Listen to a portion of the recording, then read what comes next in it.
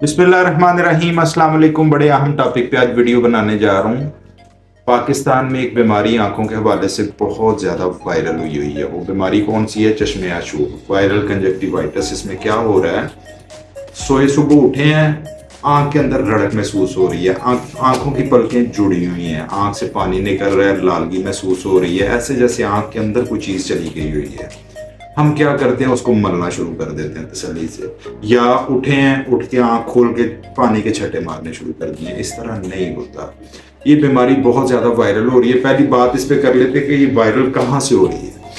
School बच्चे जाते हैं, किसी न किसी की आंख खराब है, बच्चे की भी आंख खराब हुई, वो घर पे पहुंचा है। जो ही वो घर पे पहुंचा है, वालदैन से भी मिलेगा, अपनी बाकी बहन भाइयों से भी मिलेगा, उनकी भी डेफिनेटली आंखें खराब हो जाएंगी। एक बड़ी चीज़ देखने में ये आ रही है, लोग ये कहते हैं जी कि मैंने किसी की आंखें खराब थी, मैंने उसकी तरफ देखा, मेरी भी खराब हो गई। ऐसा हरगिज नहीं होता। आप जब तक उसको टच नहीं करेंगे, आप वो कोई छींक मार रहा है, या आपने उससे हाथ मिलाया है, या आपने उसका टॉवल, पिल्लो या साबुन, कोई इस तरह की चीज इस्तेमाल की है, तब ही ये काम हो सकता है, अदरवाइज नहीं हो सकता। अब कई लोग हैं इसको बिल्कुल इग्नोर कर देते हैं, लेकिन जब मसला बिगड़ जाता है फिर हम डॉक्टर के पास पहुंचते हैं। ये वीडियो बनाने का सिर्फ और सिर्फ एक मकसद है कि एहतियाती तौर पे हम क्या क्या कर सकते हैं अगर ये मसला, क्योंकि हर दूसरे बंदे के साथ ये इशू हुआ होगा, तो हम एहतियाती तौर पे कौन सा ऐसा काम कर सकते हैं जिसकी वजह से हम बच सकते हैं।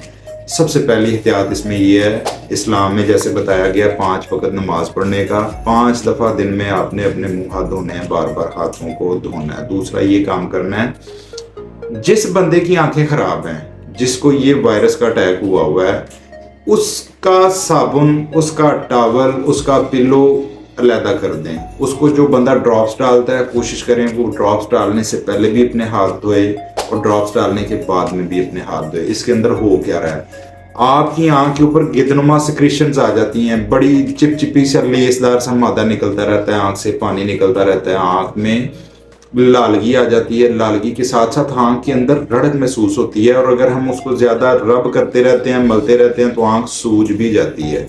इसमें सबसे पहली प्रिकॉशन क्या है, एहतियाती तौर पे हमने सबसे पहले अपनी आंखों को साफ करना है। आंखों को साफ करने के लिए हमारे पास हर घर में ये मौजूद है, बेबी शैम्पू। बेबी शैम्पू अपना थोड़ा थोड़ा दोनों हाथों पे डालें।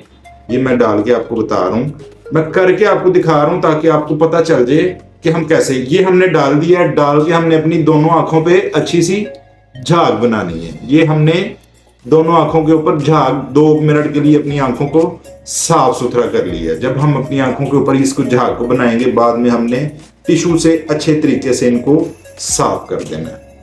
टिश्यू से अच्छे तरीके से साफ करने के बाद हम पानी का इस्तेमाल करेंगे, जाएंगे, जाके अच्छे तरीके से मुंह हाथ धोएंगे। मुंह हाथ धोने के बाद अगला प्रोसीजर क्या करना है, एक खुश्क टिश्यू लेके अपनी आंखों को साफ करना है। साफ करने के बाद एक मैं ड्रॉप आपको बता देता हूँ, FML आई ड्रॉप।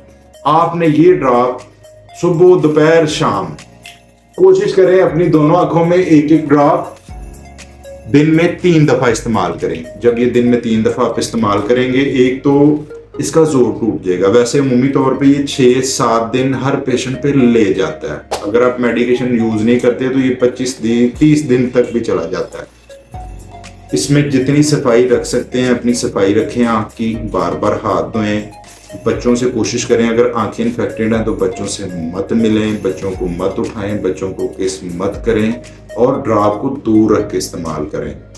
कोई स्टीरॉयड मेडिसिन इसमें यूज ना करें। अगर ज्यादा पेनफुल कंडीशन है तो कोई भी पेन किलर ले लें, टैबलेट। ये इसकी एहतियात है। जितनी एहतियात करेंगे उतनी जल्दी जान छूट जाएगी। नहीं तो ये जिस घर में आ रहा है, एक दफा पूरे घर को होगा, फिर जान छूटेगी, फिर अगले घर में ये जाएगा इशू। इसलिए इससे बचने के लिए ये 2-3 एहतियातें हैं, ये मैंने आपके साथ डिस्कस कर ली हैं। अपना बहुत सारा ख्याल रखिएगा। अस्सलाम वालेकुम।